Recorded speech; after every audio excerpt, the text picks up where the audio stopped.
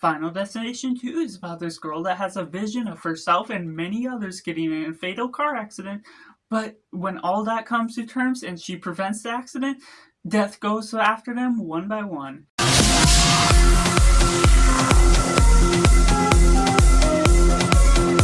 Hello and welcome to Cinema, where we focus on the film. I'm Josh, this is Simply Cinema. Let me know down in the comments below what you thought of Final Destination 2. Was it good, was it bad, or somewhere by the middle? I'll be having reviews for Final Destination 1 through Bloodlines leading up to that movie, as well as the ranking, and taking it right into positive. Final Destination 2 takes things steps up enough with a different sort of premonition, taking the vlog truck sort of concept. There's aspects of where I watched this for the first time and the twist that happens around the beginning that I won't really explain for the sake of not giving any spoilers for those that haven't seen this film yet.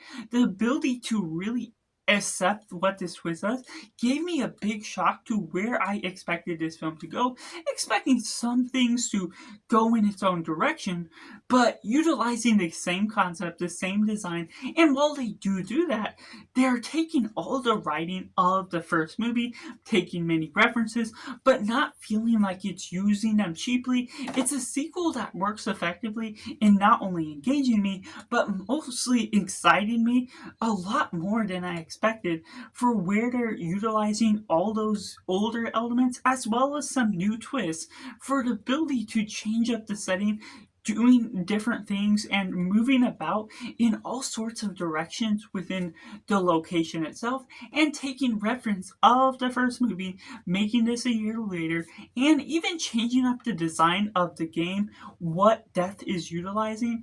And the use of death, of course, is a fun concept that I really enjoyed the idea from the beginning. Whether that properly executed well sort of alleviates to one way, whether it's good, or the other where it's not so good, where it can become a little redundant. But this one was utilized in an effective manner that engaged with the way they played on with the death.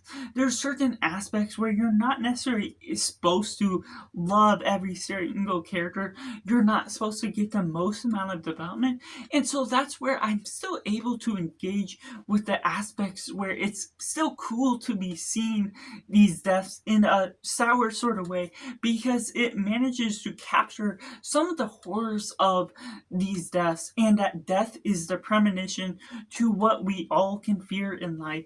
And so the aspects of using these everyday natural things to become a horror aspect is utilized effectively in the manner that it's meant to be. But while I still can separate reality from watching the film itself, that I'm not going to be paranoid from these sort of things going forward, it's still something that can freak people out, and that's where I really enjoy the aspect of what this film could do.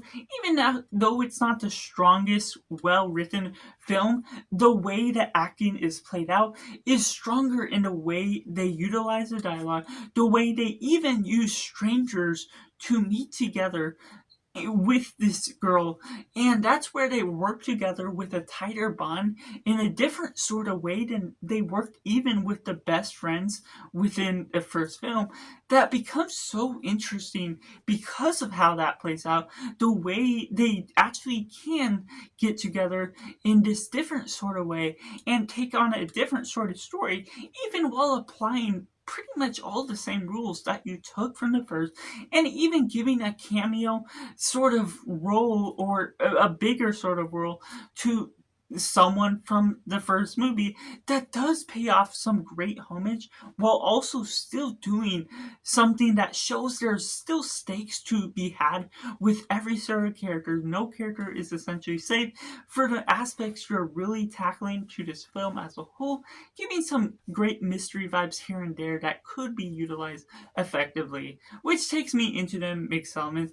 There's some elements, of course, with this concept that can become redundant. Now, for me personally, while it almost became a negative in the first film, watching how these things became repetitive, even if the death is different every time they get creative with the tools, at least the way they created the characters, developed them in a different manner, became something that flowed by a bit quicker, and so therefore I was able to lean a little bit more into the repetitive nature of what you're going about, and not necessarily being as annoyed by that certain feature that feature sort of played off of. Which takes me into the negatives. There's aspects of this film, the story as a whole, it may not be entirely my thing. Even if I do like the idea, the concept of the film, it's rather quick by taking it into the 90-minute mark. But there's still aspects where when you're using the spiritual nature of death, making death as a character, as much as I can like that, it also can feel cheap in the way when death decides to become a part of the story, whether they use fan oil or other things to create fire, whether it's all usually natural things that the person themselves use, or if they scare birds or do certain aspects of what leads onto the death that can be very sporadic and random, which can of course be the point, but that's not also always the way I want to see things handled. While there's certain aspects where it definitely does work for certain kills or close calls, the way they go about it can have a few moments here and there where the way death is used as a character feels a little cheap to the way they have to utilize it in order to get that certain remark done in the story. Which takes me right into the rating, which I have to rate this a simply 7 out of 10. Let me know down in the comments below what you thought of Final Destination 2. Was it good? Was it bad? Or somewhere right in the middle? How does it compare to the first? As I'm watching this for the first time, don't know how the rest of the franchise goes, but stay up to date and make sure to like this video if you enjoy it. Subscribe if you haven't already so you don't miss on any of the upcoming reviews on this, as well as the ranking by the end and other new releases on my channel as I stay up to date as much as possible. But as always, that's just all, and make sure to do yourself a favor and go watch a movie.